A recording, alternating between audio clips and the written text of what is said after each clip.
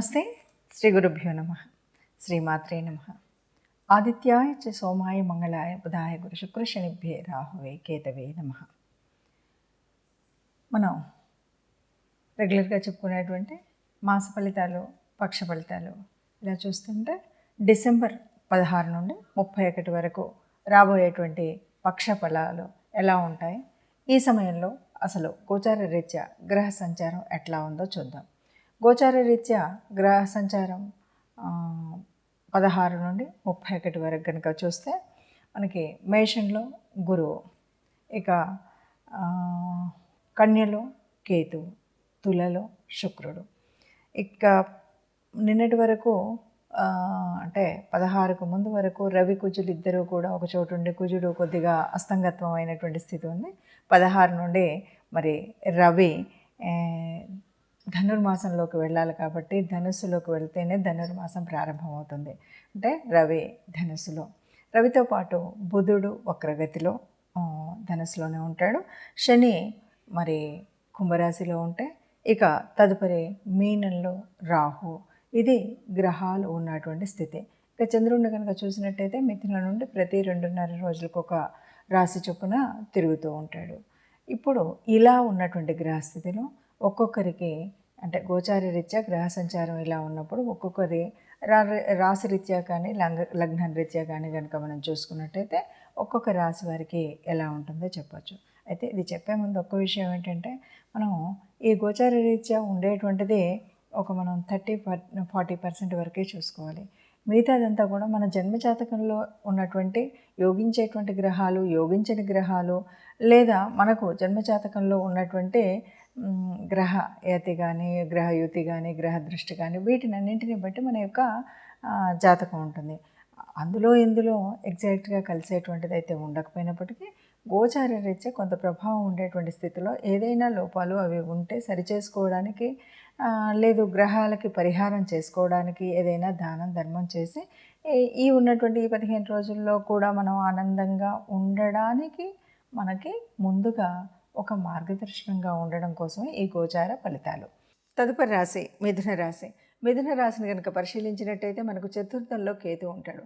చతుర్థం అంటే అది గృహస్థానం, అది కుటుంబ స్థానం. ఇక్కడ కుటుంబ స్థానంలో కేతు ఉండడం వల్ల ఎలా ఉంటుంది అంటే కొంచెం మిశ్రమంగానే ఉంటుంది. ఎలా అంటే ఇంట్లో చక్కగా పూజలు పునస్కారాలు అయితే అవుతాయి. 4వ స్థానం గృహస్థానం, కేతు మోక్షకారకుడు కాబట్టి ఇంట్లో ఉన్నటువంటి ముఖ్యంగా తల్లికి సంబంధించినంత వరకు ఆలోచిస్తే తల్లి చక్కగా పూజల్లోనూ పునస్కారాల్లోనూ నిరంతరం ఉంటూ ఉంటుంది.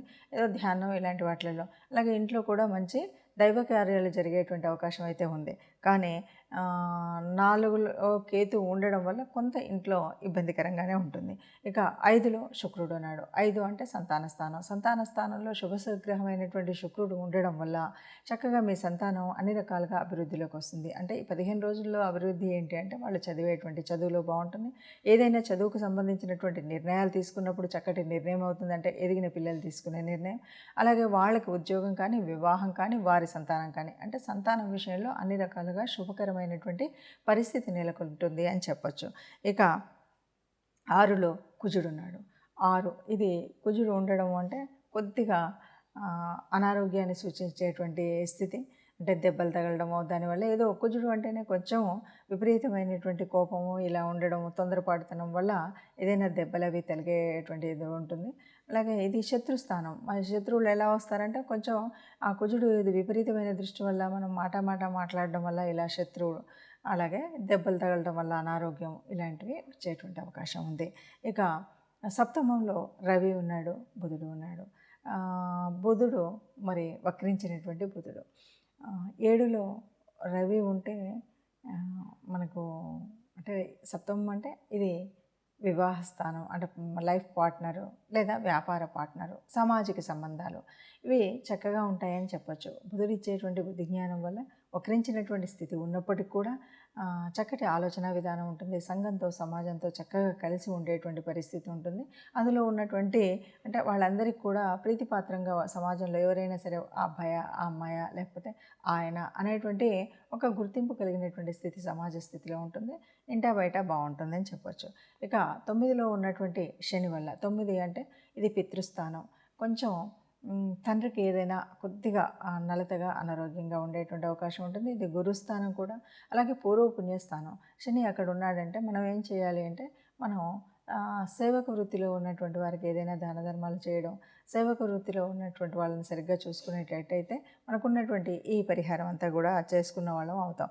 ఇక 10లో రాహు ఉండడం వల్ల కొద్దిగా అంటే ఈ ఉద్యోగంలో కూడా ఇది వదిలేసి ఇంకొకటి చేస్తే బాగుంటుందేమో, ఇంకేదో అని రకరకాలైనటువంటి ఊహలతో ఏవేవో ఇమాజినేషన్ వరల్డ్లో ఉంటారు. కాస్త ఈ 15 రోజులు జాగ్రత్తగా ఉంటే మంచిది. ఎందుకంటే దీనివల్ల రకరకాలైన ఆలోచనతో ఈ ఉద్యోగం వదిలేసి ఇంకో దాంట్లోకి వెళితే ఇంకా బాగా వస్తుందేమో అని ఇట్లాంటి ఆలోచన వల్ల కొంత చెడు జరిగేటువంటి పరిస్థితి కూడా ఉంటుంది. కొద్దిగా ఉద్యోగాలను వదిలేసి ఆలోచించేటువంటి ఆలోచన మాత్రం చేయకూడదు. ఇక 11వ స్థానంలో గురువు ఉండడం వల్ల చక్కటి అదృష్టం అయితే కలిసి వచ్చేటువంటి అవకాశం ఈ రాశి వారికి ఉంది. అంటే మనం అనుకోని ఆకస్మికమైనటువంటి ఏదైనా లాభం తండ్రి దగ్గర నుండి కానీ, తల్లి దగ్గర నుండి కానీ, ఉద్యోగ స్థానం నుండి కానీ, లేదు మీకు భార్య వైపు నుండి కానీ ఏదో ఒకటి అనుకోని ఆకస్మికమైనటువంటి కొంత లాభం అయితే మనకు కలిగేటువంటి అవకాశం ఉంది అని చెప్పొచ్చు. చూశారు కదండి. మరి ఇలా ఉన్నప్పుడు అంటే మీ రాశిలో గ్రహస్థితి ఇలా ఉండి మీ రాశికి ఈ 15 రోజులు ఈ పక్షం రోజులు గోచార రీత్యా గ్రహ సంచారం వల్ల ఉండేటువంటి ఇబ్బందులు ఒక్కొక్క చోట ఒక్కొక్కలాగా ఈ 12 రాసుల్లో మరి ఉన్నటువంటి గ్రహాల మూలంగా మనపై పడేటువంటి ప్రభావాన్ని తగ్గించుకోవాలి అంటే మనం కొంత పరిహారాలు అయితే చెప్పిన విధంగా చేసుకోవాలి. అలాగే పరిహారాలతో పాటు అందరం కూడా అంటే ఇది పూర్తిగా ఇలాగే ఉంటుందా అనేటువంటి ఒక బెంగ మాత్రం ఎవరు పడకూడదు. ఎందుకంటే ఇది ముందు నుండి మనం చెప్తున్నటువంటి ప్రకారంగా గోచార రీత్యా ఈ రకంగా కోటాను కోట్ల మందిలో ఇది మనకు కనిపిస్తుండేటువంటిది.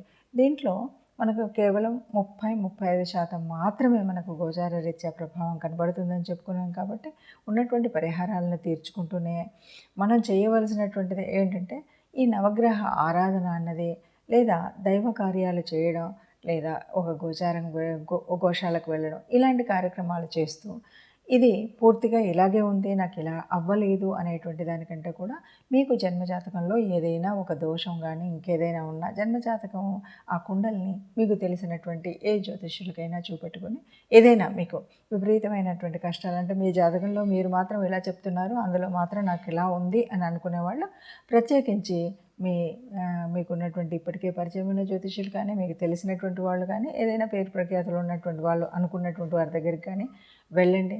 దానికి ఉండేటువంటి చిన్న చితక పరిహారాలు ఉంటాయి. పరిహారాలు తెచ్చుకోవడం లేదు మీకు మీరుగా మరి ఆ దేవుణ్ణి ప్రార్థిస్తూ నవగ్రహ ఆరాధన చేయడం కానీ చేసినట్టయితే మనకున్నటువంటి దోషాలు అనేటువంటివి తొలగిపోయేటువంటి అవకాశం ఉంటుంది. అంతేకాదు నేటి కాలంలో మీకు ఒక్కొక్క గ్రహానికి సంబంధించినటువంటి పరిహారాలు అనేకంగా ఇలాగే యూట్యూబ్లో చెప్తూ వస్తున్నారు. సరైనటువంటి జ్యోతిష్యం తెలిసిన పండితులు చాలామంది వీటిని చెప్తూ ఉన్నారు. అందులో ఏ గ్రహం వల్ల మీకు నష్టం ఉంది, కష్టం ఉంది, ఏ గ్రహం పోవడం వల్ల మీకు జరిగేటువంటి ఫలితాలు ఏమున్నాయని తెలుసుకుంటే కనుక దాని ద్వారా మనం ఏ రకమైనటువంటి పరిహారం తీసుకోవాలనేటువంటి విషయం సుస్పష్టం అవుతుంది. కాబట్టి అలాగైనా మీ గ్రహ దోషాలకు ఉన్నటువంటి ఈ స్థితి నుండి మెరుగయ్యేటువంటి అవకాశం ఉంటుంది.